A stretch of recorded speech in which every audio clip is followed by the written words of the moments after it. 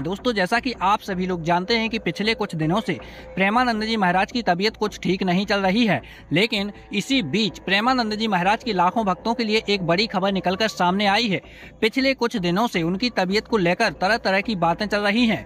कोई कह रहा है तबीयत सुधर रही है तो कोई चिंतित है, लेकिन अब डॉक्टरों की नई रिपोर्ट सामने आ गई है और हम आपको बताएंगे कि आखिर डॉक्टरों ने क्या कहा है। चलिए बिना कुछ देरी के वीडियो में आगे बढ़ते हैं और जानने की कोशिश करते हैं कि उनकी नई वर्तमान डॉक्टरी रिपोर्ट क्या कह रही है। लेकिन उससे पहले उनकी वर्तमान स्थिति को जान लेते हैं कि अभी फिलहाल उनकी स्थिति कैसी है।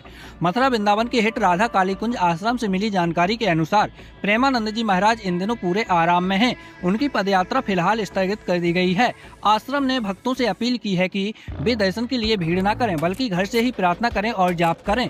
महाराज के लाखों अनुयायी इस समय एक ही प्रार्थना कर रहे हैं कि भगवान श्री कृष्ण उन्हें शीघ्र स्वस्थ करें। सोशल मीडिया पर राधे राधे लिखकर भक्त लगातार उनके लिए प्रेम और आशीर्वाद भेज रहे हैं। चलिए अब जानते हैं कि महाराज की नई डॉक्टरी रिपोर्ट क्या कह रही है। डॉक्टरों के मुताबिक प्रेमानंद जी महाराज की तबीयत फिलहाल स्थिर है।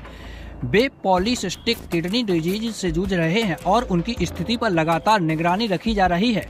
अब उन्हें रोजाना डायलिसिस की जरूरत पड़ रही है, लेकिन डॉक्टरों ने कहा है कि फिलहाल कोई खतरे की बात नहीं है, यानी चिंता की बात नहीं है, लेकिन सावधानी जरूरी है। महाराज को फिलहाल आराम और समय चाहिए और भक्तों की प्रार्थना उनके लिए सबसे बड़ी शक्ति है। अगर आप भी प्रेमानंद जी महाराज के भक्त हैं तो कमेंट में उनके लिए राधे राधे जरूर लिखें और उनके शीघ्र स्वास्थ्य लाभ की कामना करें।